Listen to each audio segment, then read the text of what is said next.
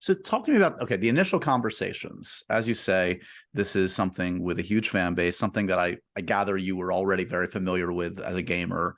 Um, did you know your way in immediately? Did you like how long do you spend before kind of crafting your take, your pitch, and what is kind of the elevator pitch on your take on The Last of Us?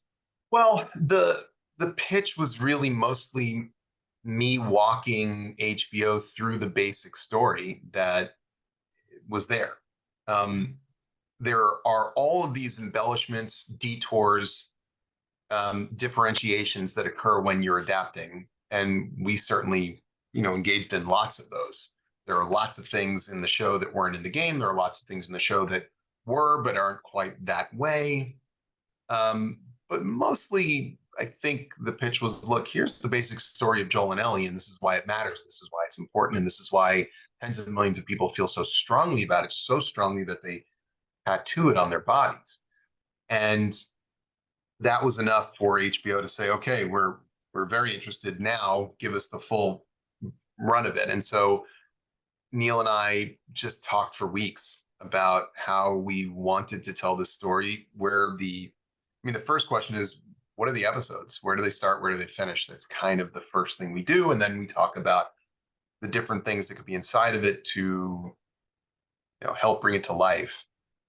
And all of that went into a very large document. I think it was 163 pages or something like that just spelled out the whole damn thing.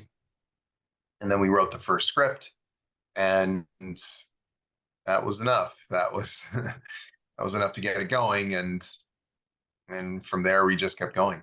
Were you surprised? Look, obviously you mentioned Neil Druckmann, who's obviously a hugely important collaborator on this. In terms of Neil's openness to, look, it's a very faithful adaptation, but as you say, there are also the necessary changes that you make. Was Neil open about that from the beginning, like open to your ideas on how to make this work for television? Yeah, we were both, I think, a little nervous, Yeah. because I look, after a career of being a little bit of a midwife, or perhaps a second class citizen in certain cases in features, where it doesn't really matter how good of a screenwriter you are, somebody else is going to then, make decisions and do what Right. they do. Um, I had this taste of authority on Chernobyl that was um, exhilarating, not because I'm an authoritarian, far from it, but I was able to interpret my own work for the first time, Right. and it felt great. I was able to protect it the way I wanted it to, and I was able to make sure that the little things that were important didn't get lost. So, in talking with Neil early on, I think we were both nervous. He was nervous that, somebody else was going to be reinterpreting and reimagining this thing that meant so much to him, and that was really, his magnum opus. And I was nervous that there was going to be a source material author kind of there.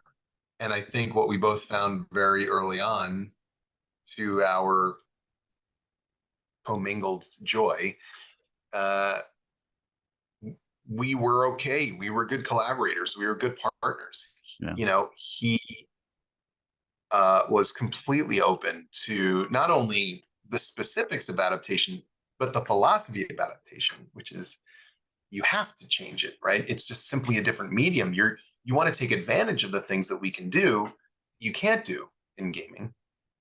And similarly, I was just, I think he was particularly pleased that I was so devoted to the game and I understood it so thoroughly, and had, I think, matching instincts with him about where we ought to be pretty close and where it would actually be better for us to deviate, but all in service of the spirit of that story and those characters. So So, it was a great partnership. It continues to be a great